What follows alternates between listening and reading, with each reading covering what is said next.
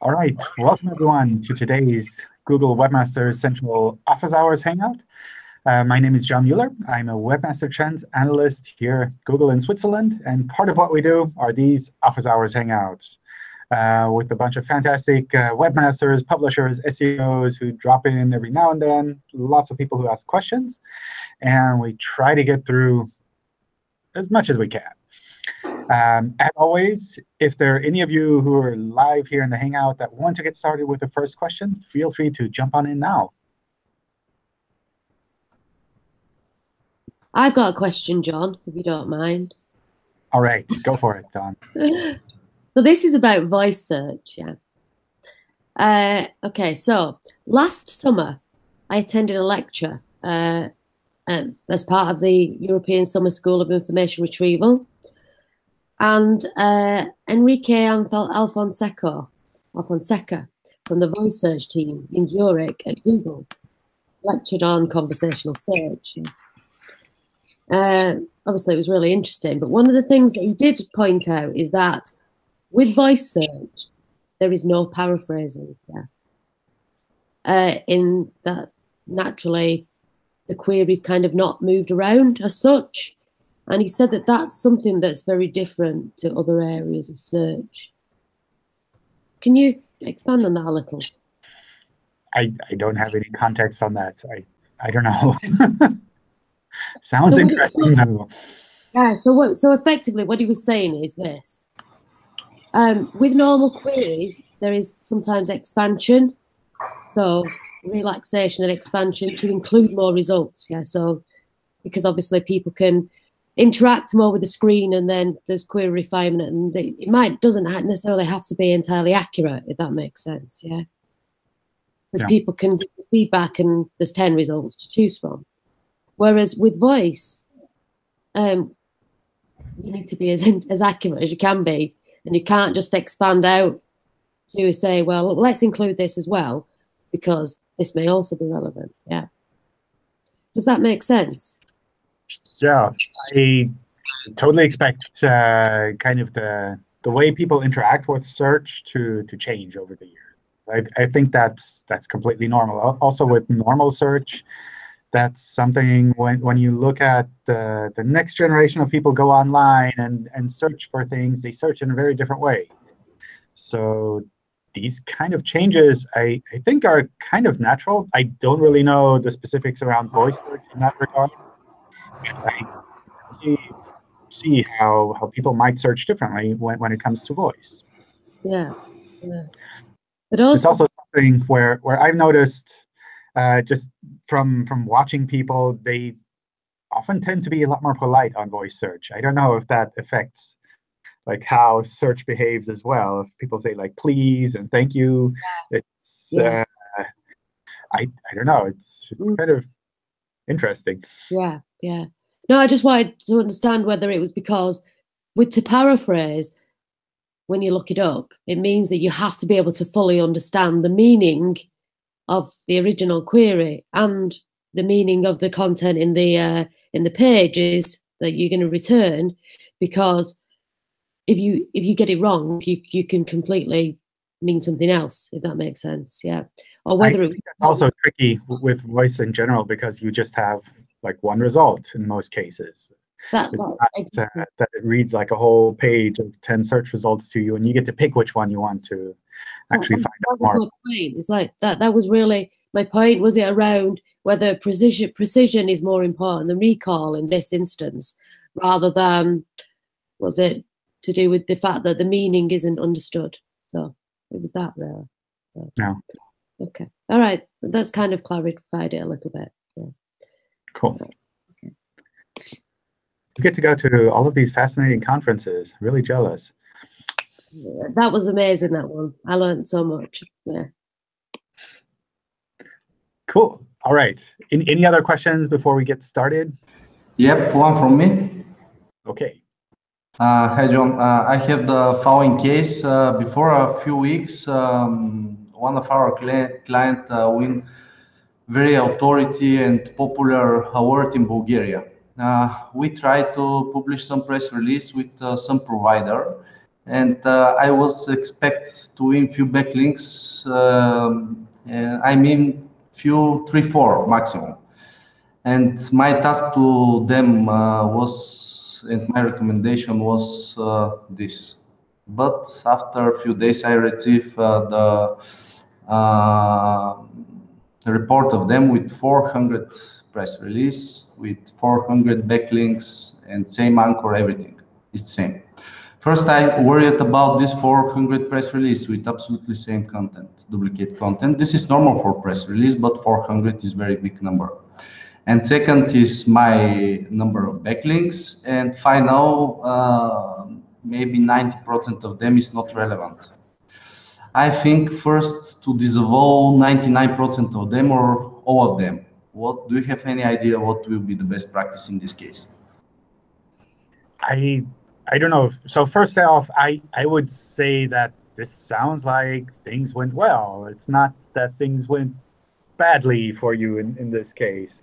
If people are writing about this, I think that's a good thing. I don't think that's something that you need to jump in and disavow, especially if these are essentially natural links based on these press releases. Obviously, a lot of the press release content and the press release links that we find, we ignore because we see them as something that the webmaster kind of helped to bring this press release out. So we probably shouldn't be treating that link with the same weight as some other natural link that we find outside. But it's not the case that we would say, oh, this website is spamming. It's like they won this prize and now they're spamming. I think when someone manually looks at that to kind of see what is happening there, I don't think that there's anything problematic in a case like this. Okay, thank you. I have a question, John. Sure. All right. I've got a partial match domain name. It's very suitable. It fits. It makes sense. It's very brandable. It's not really purchased as like an SEO play. But a lot of the anchor text that points to specifically my homepage, when people mention me in articles, is partial match. And I was wondering if there's any sort of danger in that, or if I should take any sort of action to prevent that sort of, I guess for lack of a better term, over-optimization of the anchor text. Even though I'm not really the one instigating it or controlling it, it's certainly, I guess it could look manipulative to Google. So I was just wondering if there's anything I should do, or if I should not worry about it, or what I should do. I don't see a problem with that either. I think that can happen.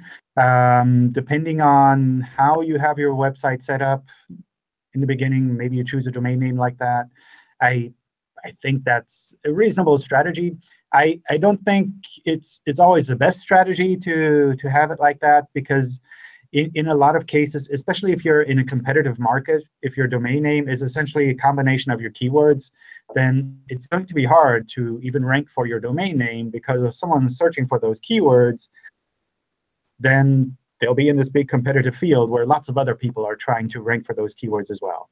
So that's something where, like, if you were to roll back time and say, well, I can choose between this keyword type domain name and something that's more of a, I don't know, a brand or personal thing, then I generally tend to recommend more of like be yourself and not your keywords. That also makes it easier for you to expand over time, where if you say, well, this part of my business is going really well, I want to expand to something completely different or slightly different, then if your domain name is just those two keywords, it would be weird to suddenly add a different section of your website to those keywords, essentially. Right. But that's something where if you set this up years ago, then that's already passed. It's not like you can just say, well, I need to switch my domain name so that I have something more of a personal brand rather than just a combination of keywords.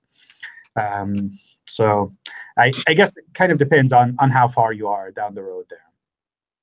Right, and I guess I'm talking more specifically about anchor text, if there's any danger in in that. I hear what you're saying, though. Yeah.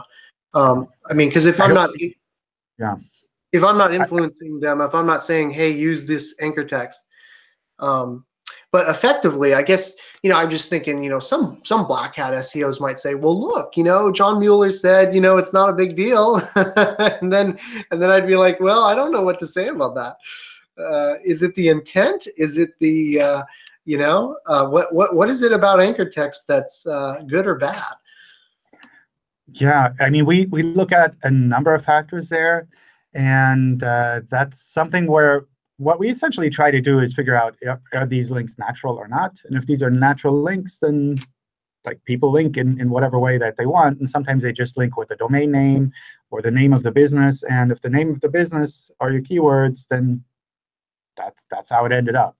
So that's something where we try to look at the bigger picture instead of individual links and saying, well, in this case, they link with these two keywords. They just happen to be the same keywords as in the domain name, but is that good or is that bad? Instead, we try to look at the bigger picture and see how that looks there. Cool. Thank you. All right. Let me run through some of the questions that were submitted. And as always, if you have comments in between, feel free to jump on in. And we'll try to have some time towards the end for any more additional questions that might come up. So the first one is from Max. I think I saw you here somewhere as well. Looking at our server logs, we can see Google is crawling URLs that are disallowed in our robots text. Why? So the first one is, whoops, echo. So in general, I see these kind of questions from time to time around Googlebot crawling things that are disallowed. And every time I look into them with the team, it seems that actually this is either an issue on the server side in that the robots text file is set up incorrectly, or that the logging is such that different kinds of URLs are actually logged on the server as being like that. So depending on how you have URL rewriting set up, that might be a case there. But I've never run across a situation where Googlebot knows about a robots text file and explicitly ignores it. So that's something where I would try to look more into the details of what is actually happening there. Double check that the robots text file is really set up properly with the robots text tester that we have in Search Console. And double check that there's nothing on your server that is logging URLs as being kind of accessed in one way, but actually requested in a different way. So especially if you have something special around URL rewriting in there, then that's something that can sometimes play a role there. I don't know. You're here, right? Oh, no. OK. I'm happy to take a look at that more in detail if you like. If you can send me the URLs or some of the URLs that you're seeing being crawled, and then I can double check to see what is happening on our side there, and maybe give you some tips on what could be changed in the robots text file there. Sometimes some of the tricky aspects of the robots text file are when you have different levels of detail, where maybe you disallow a path, and then you allow a longer URL combination that also matches the same URL. And in cases like that, we try to find the most specific rule and just follow that. Another kind of complicated situation is when you have multiple user agents that you specify in the robots text file, including the asterisk kind of default user agent. And Googlebot will follow the most specific rule there as well. So if there's one section for Googlebot that allows a lot of crawling and one more general section that disallows a lot of crawling, then Googlebot will follow that more specific section and not the more general section. So those are some of the common things I've run across there. We're also seeing a massive increase in 404s being reported in Search Console. We only see 40,000 404s in our server logs for the same date. Why would Google be reporting so many more?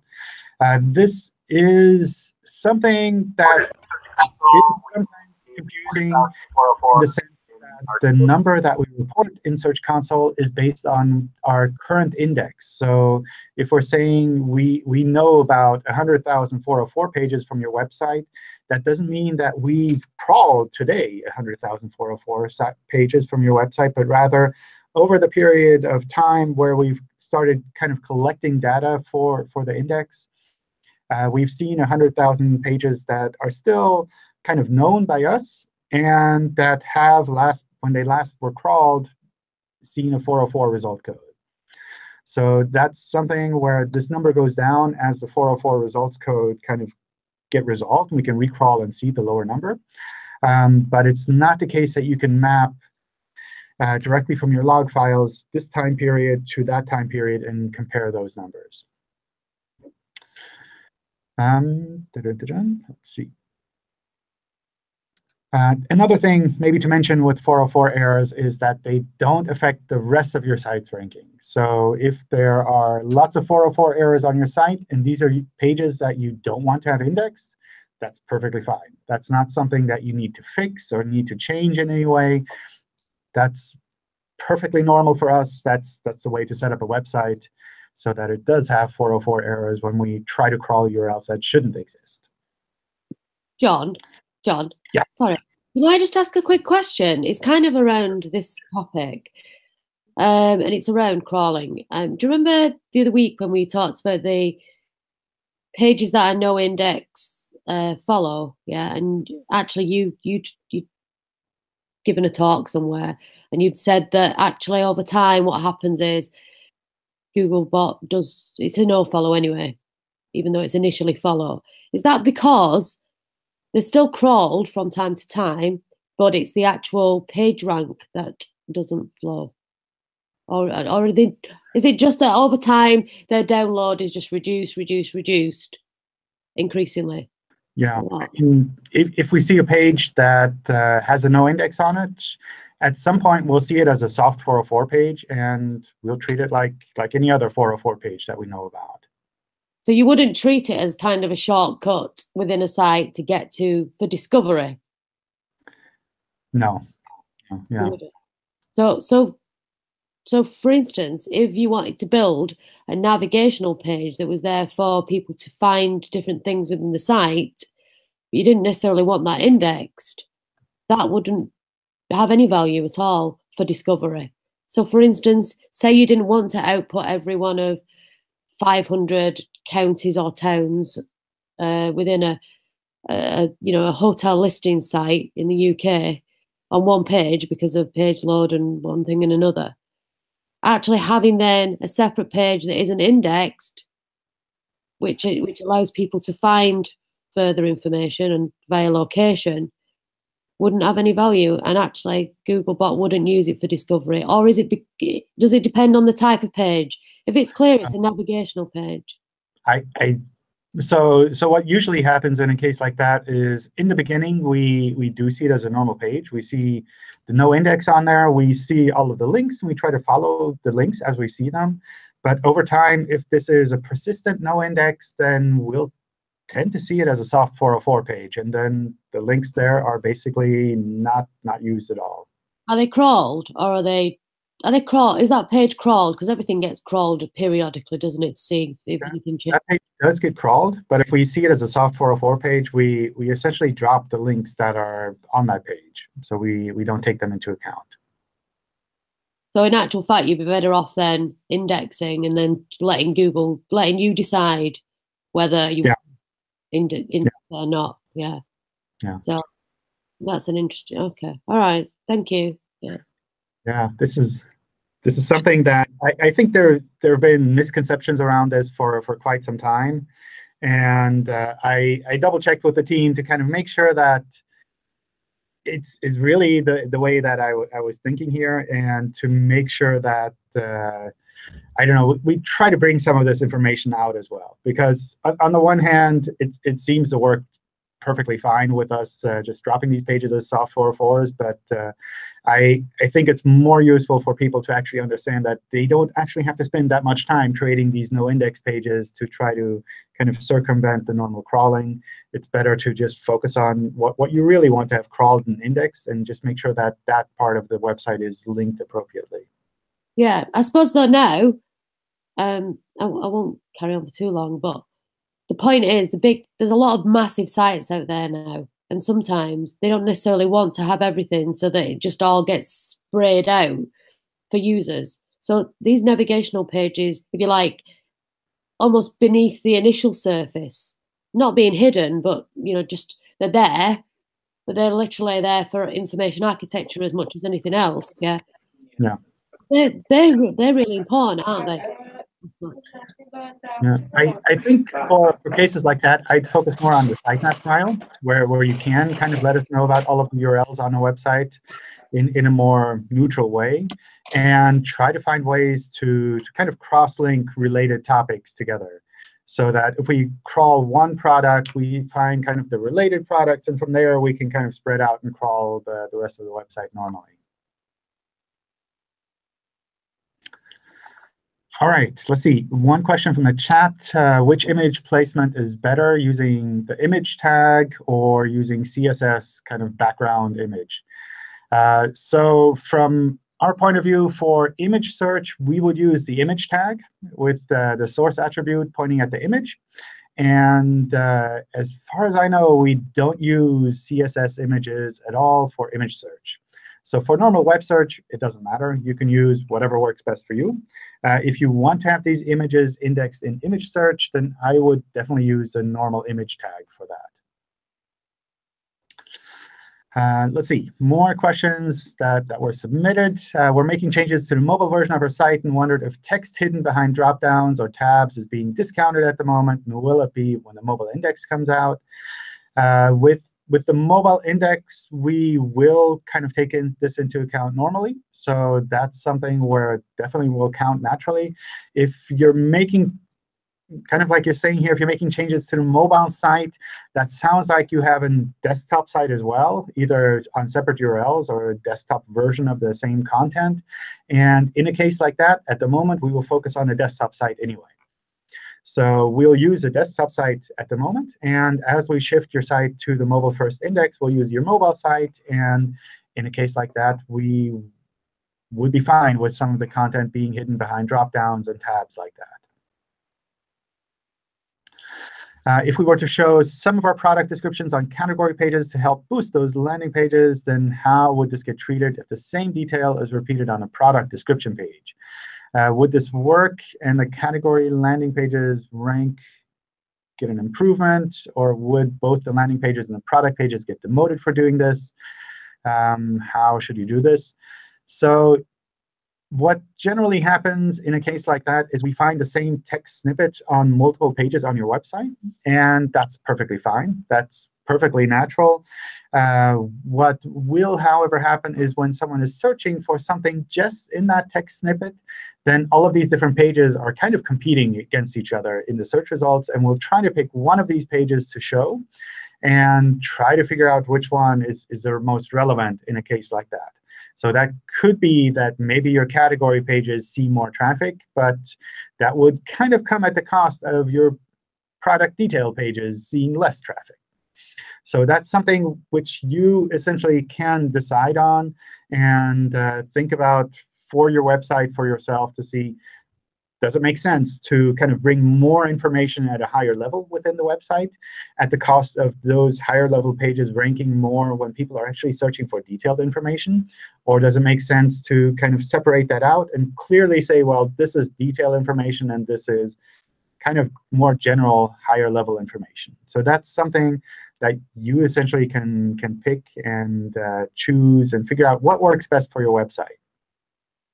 It's also something where if you're not sure like which one of these is best, usually you can kind of A/B test this as well, where you take some of your categories or some of the products and you kind of try this out. You let it run for a couple of months, and you compare it to some categories where you have it set up differently. And you see where users are reacting differently. Are they coming to your site? Are they doing what you expect them to do? Or are they bouncing? Are they going back? Or are they looking for something else? Do they end up browsing to the detail pages anyway? And maybe you can shorten that and just send them directly to the detail pages. But that's something you can definitely test. For Branch Finder, would it be better from an SEO point of view if all the branch pages were visible on the Branch Finder page and not behind any dropdowns? So I guess there are multiple things kind of coming together here. On the one hand, it sounds like you have multiple locations all on one page. And you have kind of a dropdown that selects one of these locations. And depending on how you have that set up, if you have multiple pages actually for the individual locations where you select one location and it navigates to that other location, then that's something that doesn't really matter from our point of view how you kind of give us that link to the detailed location.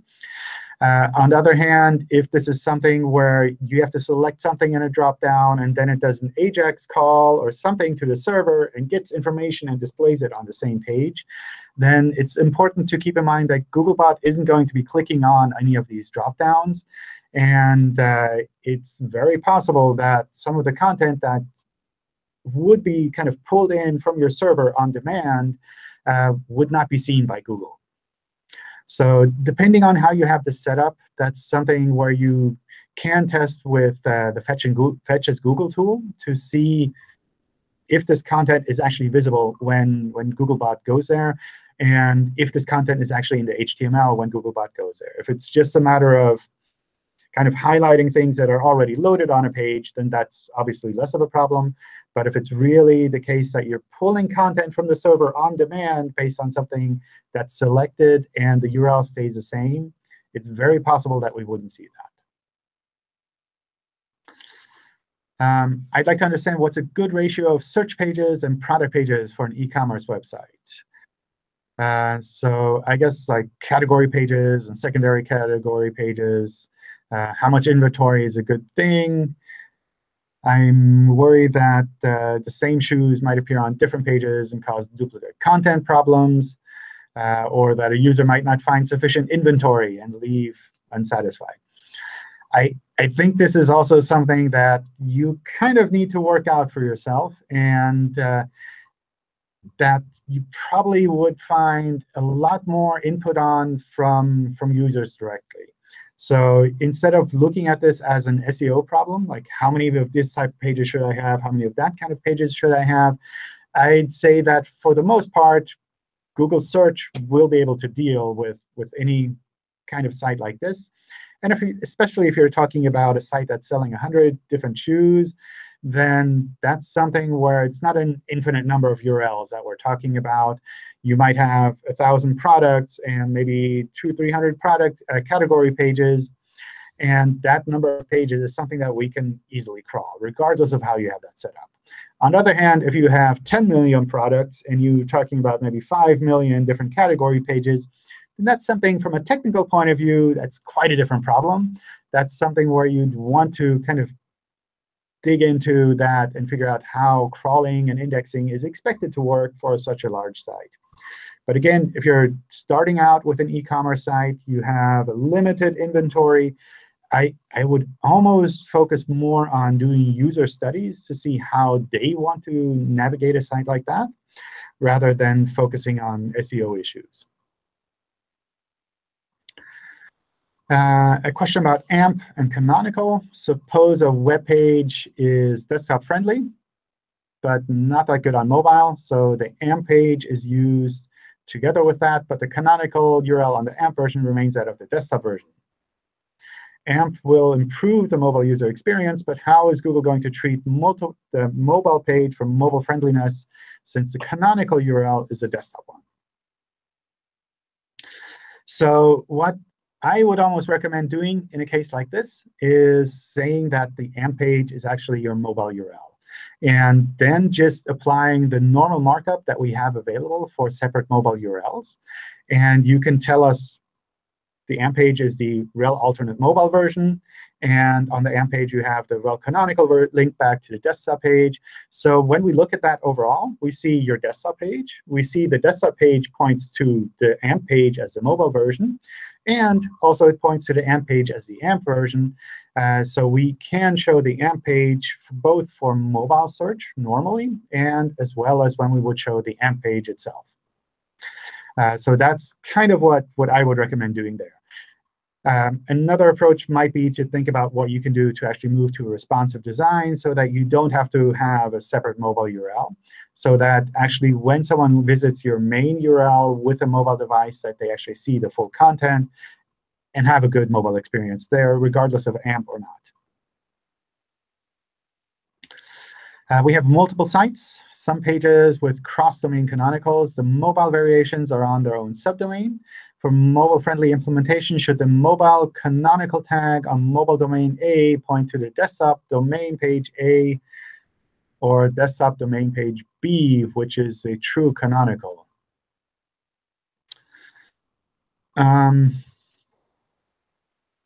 Let's see. Trying to wrap my head around the setup that you have there. It sounds like you have multiple domains, but you actually have one domain which you want to have as the canonical.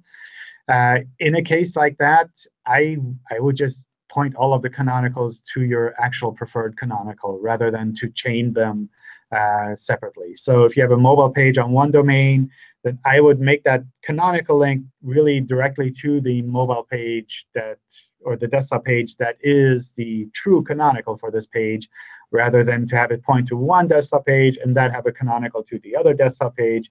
I would just go directly. The closer you can kind of go directly, the more likely it is we'll be able to follow that properly and to be able to use that accordingly. Anytime you add additional steps in between, it just means that something can break or something can take a bit longer for it to be processed. And usually you want to keep it as simple as possible to make sure that even when something kind of goes subtly wrong, it doesn't break the whole chain. Can we submit a single category in Google News? For example, domain.com is a blog page, and we want to submit a category domain/news and not the other categories. I don't know. I would recommend going to the Google News Publisher Forum and asking the folks there. They're pretty experienced, and they can give you a lot of information on what it takes to actually be listed in Google News.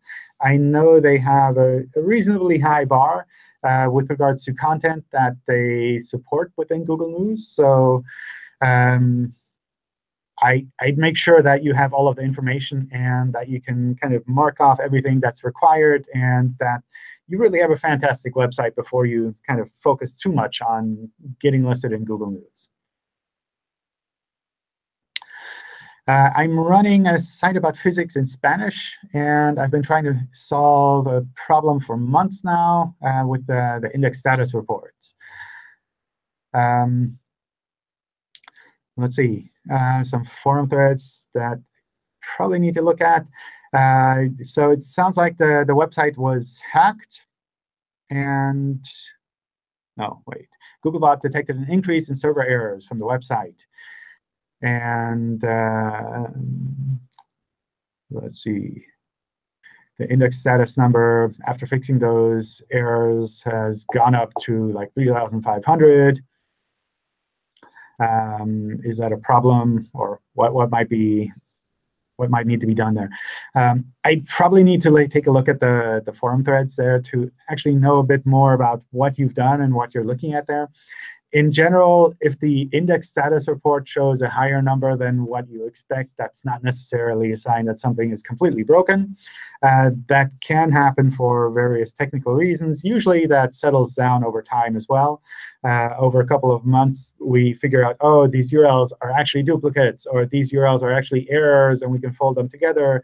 And then the index count goes down a bit. It's definitely not the case that the index count will always be the total number of pages on your website. I think that's kind of really rare exception that we would index everything from a website. And it's really, really common for us to recognize a ton of other URLs that actually lead to the website but have essentially the same content. And because of that, the index status count can easily be quite a bit higher. And especially if you're talking about a number between like 1,000 and 3,500 there, that's something I personally wouldn't worry about it. Like finding a couple thousand pages on any random website is easy to do. And Googlebot crawls a lot of links on a website and can easily discover a lot of different URLs. And knowing about 1,000, 2,000 more URLs for a website, that's not going to cause any problems. You've said in the past Googlebot mostly crawls from the US, and speed is a ranking factor. Wouldn't hosting a website outside of North America hurt its ranking due to increased latency and slower internet speeds? So I think there are two aspects there that are subtly being kind of mixed. And I see this come up time and time again. There are two aspects here. On the one hand, the crawling and indexing of a website. On the other hand, kind of recognizing the speed. And these are usually quite different aspects. So for crawling and indexing, it definitely helps that we can crawl as quickly as possible. But we can deal with a number of websites, and we don't have to crawl every website with the highest speed possible. If you don't have millions of pages that you're putting out every week, then we don't need to crawl millions of pages every week. We can just crawl a handful of pages and make sure that we're still up to date with our index. On the other hand, with regards to speed, we do try to figure out what a user would see there. And we try to take that into account rather than what Googlebot specifically sees. There are really practical reasons for this. One is that it's really common for websites to use content delivery networks, which means that your website is no longer hosted in one specific location, but rather in a lot of different locations. And in a case like that, the speed that Googlebot sees, which might be fairly quick because maybe there's a location near, I don't know, California somewhere, but that doesn't mean that what users would see when they go to your website is really quick. So that's something to kind of keep in mind, that these are very different things.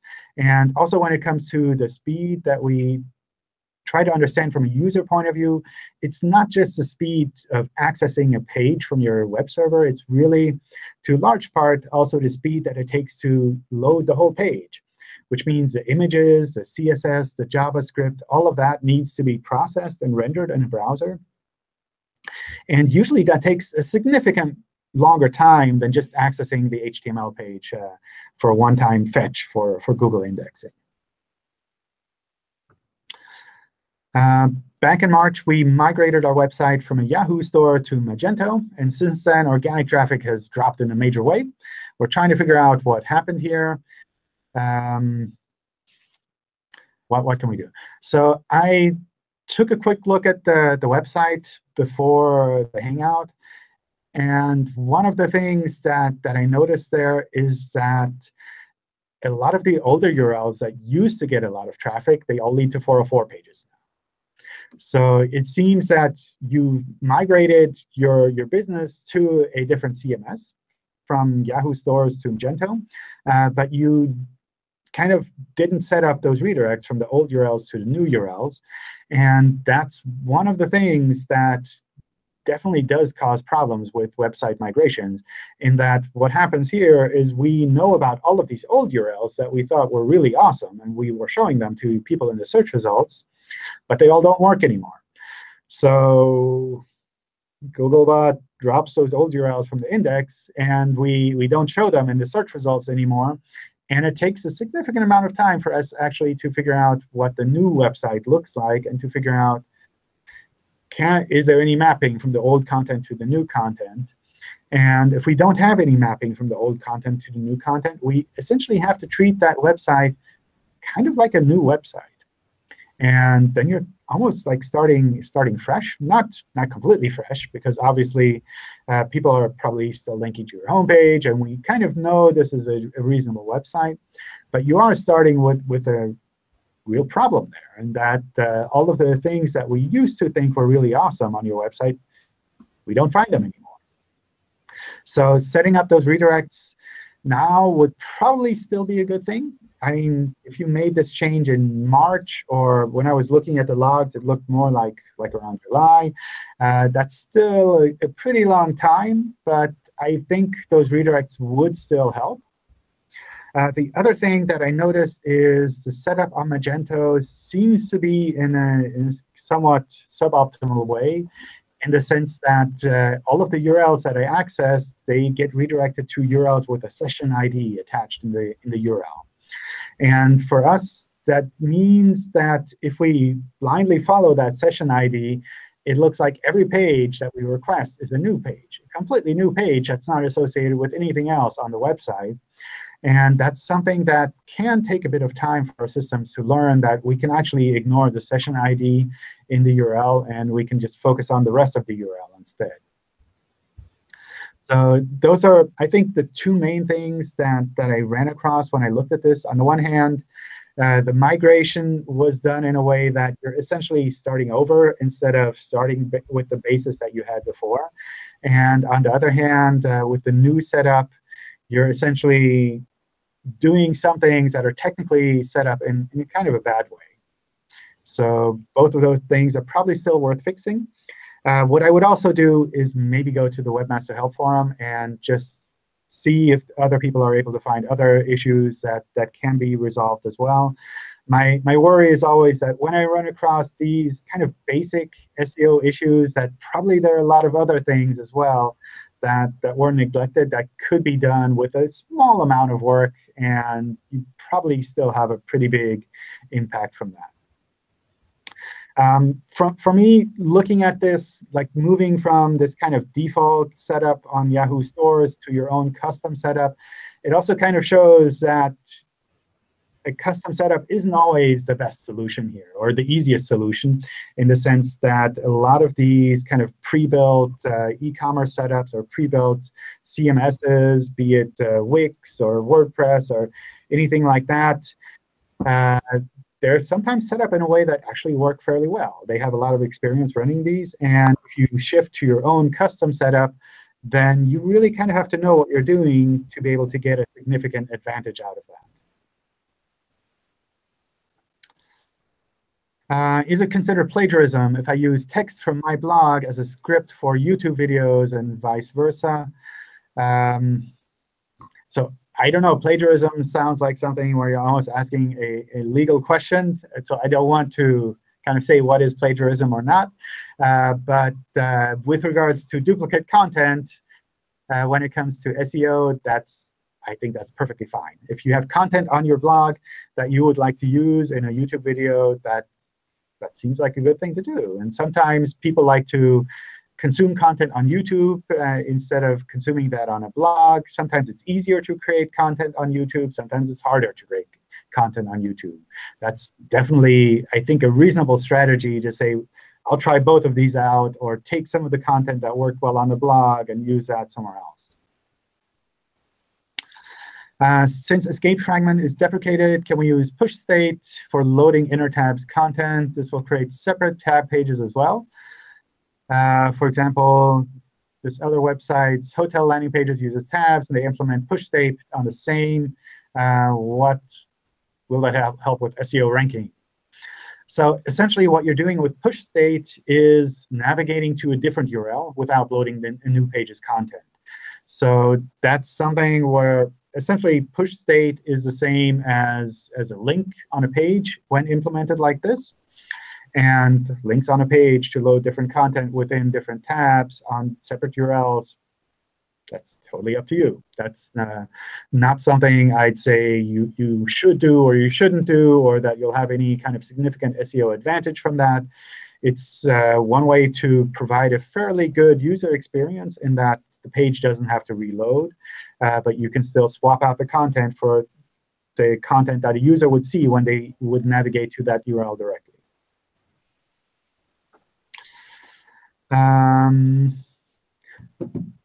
For months, Google hasn't displayed news of our sports website on the top story section. Sometimes when typing in the name of the website in search, news are displayed, but there's a delay of 2 or 3 days on the search's top stories in the news section. We produce about 100 stories a day. We're sure it's not a quality problem, as all of our information is high-quality journalism. And even some of those news are labeled by Google as highly cited. I don't really know what specifically to do there. That's something where it would probably be useful to have more detailed information on what specifically you're seeing there. In general, the top stories section is an organic part of the search results. And sometimes we show more sites there. Sometimes we show fewer sites there. That's not something where you include a special meta tag and you get featured there. It's really a matter of our algorithms trying to figure out what makes sense, what doesn't make sense to show there. So that's not something where I would expect the website always to be showing there. And it can definitely happen that we don't show a website there in some cases. So this is kind of the normal organic search results. We have URLs on our website that display localized content for users in different US cities. Does the main Googlebot crawl from different locations within the US and take this into account? No. Googlebot crawls from one location. I guess, technically speaking, it's probably different locations, but I assume the IP addresses all map to the same location. And in general, what happens then is we only see the content that is shown to maybe users in California, for instance. So what I generally recommend for more localized, personalized content is to make sure that you have a significant part of your main landing page actually show generic content, that it's valid for users in all of these locations, and then just have one section that is actually localized, where we can kind of understand that this is localized content. And we will probably show that in the search results as well like that. But where users in other locations still are able to kind of find your website based on that more general content there. And this is really more of an issue on maybe the category pages or on the home page of the website. And usually what happens is from those pages, you link out to the more localized versions. And those localized versions, they tend to have the same content for anyone who's accessing them. So if I'm in California and I search for, I don't know, a shoe store in Dallas, then I'll get kind of that localized content for Dallas on your site, perhaps. Whereas if I just search for shoe stores and go to your website, then maybe I'll get the localized content for my location. I feel that's made it a little bit more confusing than it actually needs to be. But in general, I just recommend making sure that you do have enough generic content on these pages that are more generic as well, so that we can figure out that this is actually kind of generic piece of content too.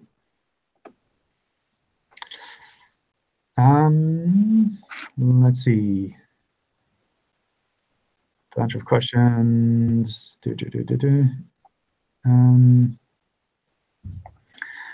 OK, I think there was one question about a hacked site somewhere.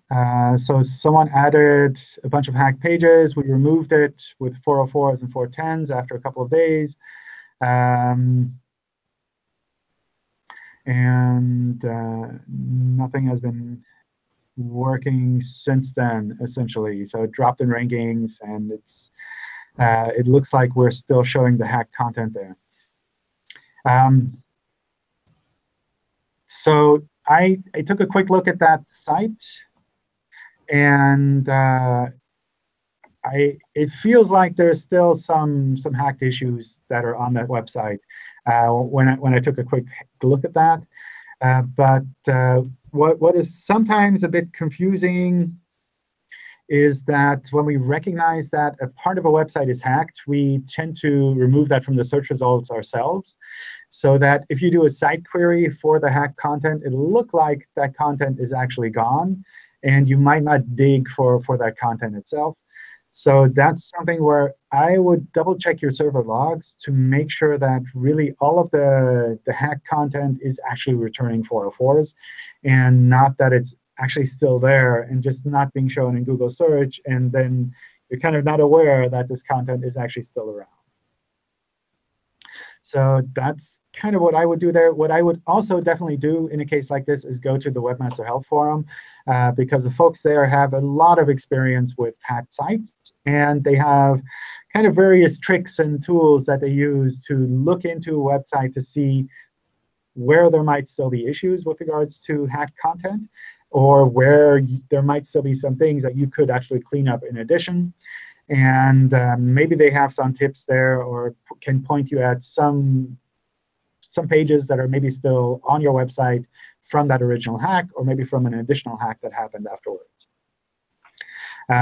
Also, they're able to escalate these type of issues where if they can't find anything at all and it looks perfectly clean, that one of us from the Webmaster team is able to take a look and kind of double check that everything from an algorithmic point of view is working as expected to. Let me just run through some of the other questions. Or maybe I'll just open up for more questions from you all. John, can I ask something? Sure. John, now we have, my next question is, we have some websites very popular again in the niche, and everything is normally now, but the owners start to migrate the website to new design. With new design, they include all services, all them services with new user experience, everything will be better. But before this period, they was have another website only for one services. They have connection with these services, but they have another website for these services. Now, in new website, they will input all content for these services, and they will present these services in the new web design.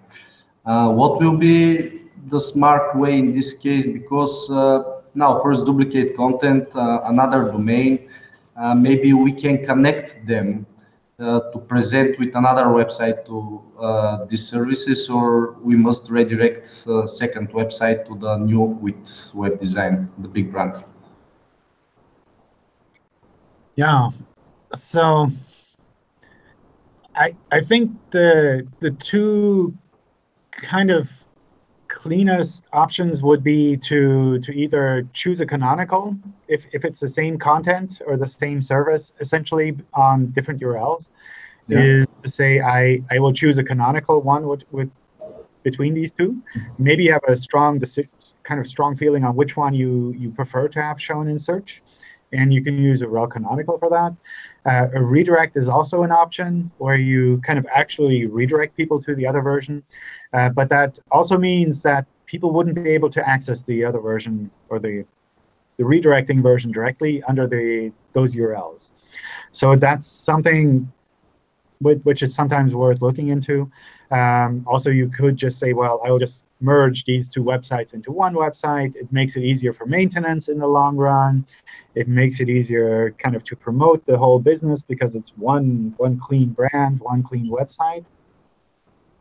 That's usually what I would recommend doing there. I mean, sometimes there are technical or policy reasons why you want to have this on multiple websites. Maybe you have, I don't know, offline advertising that's running where you want to have those old URLs also shown, and you want to make sure that when people go there, they can stay on those old URLs as well. Those are all considerations as well. I think if you're talking about one big website and you have this small other one that you want to either migrate or copy, then that's less of an issue. Whereas if you have two websites that are essentially the same order of magnitude from a size point of view, then that's a little bit trickier when it comes to migrating or using rel canonical, because then you have really big parts of a website that need to be kind of re-understood. If it's really one big site and one small chunk, then you can kind of do it in whichever way you think makes sense without worrying too much. If you have two that are kind of the same, then the effect, depending on which one you choose, will be very visible, I suspect. OK, thank you. Perfect. John, I have a question. All right. I actually submitted it in the Google Plus, but you probably didn't notice it. So if we have a multilingual website, so we are thinking about how to annotate it with the link alternate hreflang, and so we have several questions about this approach. First question is whether we need to indicate the rel canonical alongside rel alternate. Like, should there always be a rel canonical? I think that's usually a good practice. Where should this rel canonical lead to? Is it just a self-referential rel canonical? Yes. Yes. Is there any rationale behind this rel canonical? Like, what is it telling Google bot?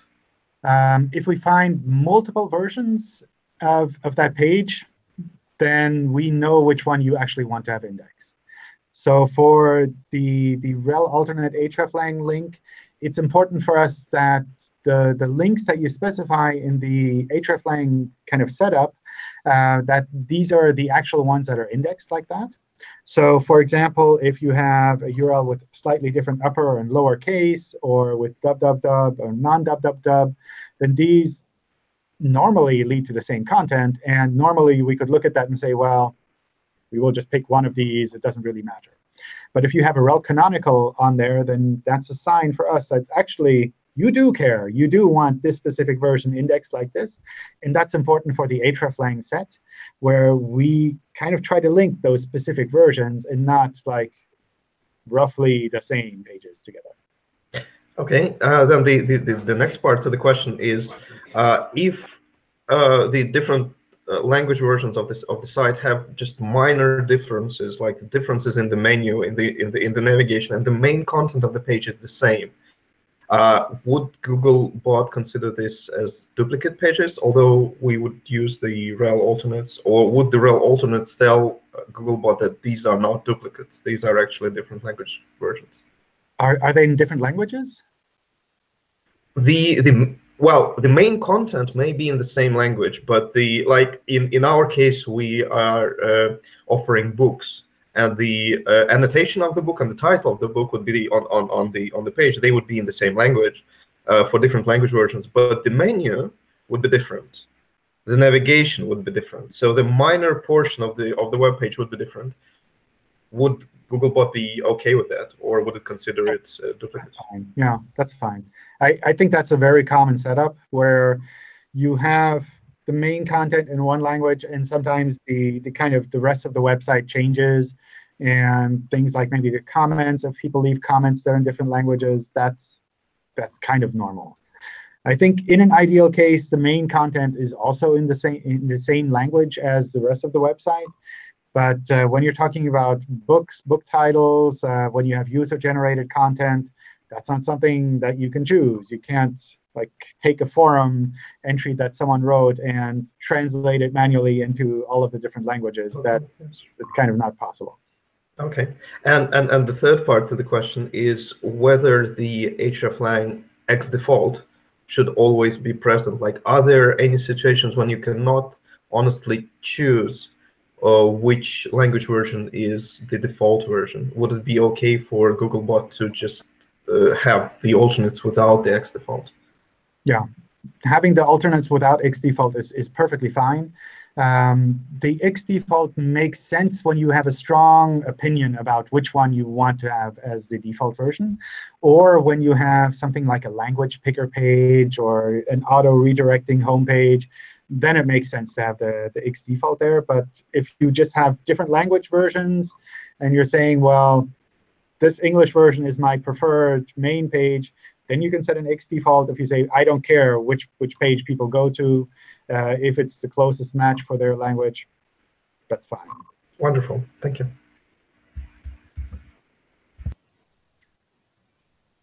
Hi, John. Can you please look at this question from this chat session? So I just want. All right, let me check.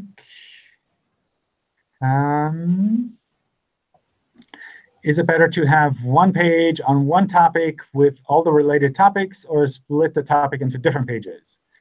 For example, best weekend getaway in your city. Should we just stick with popular destination near that place, or does it make sense to include other topics there as well?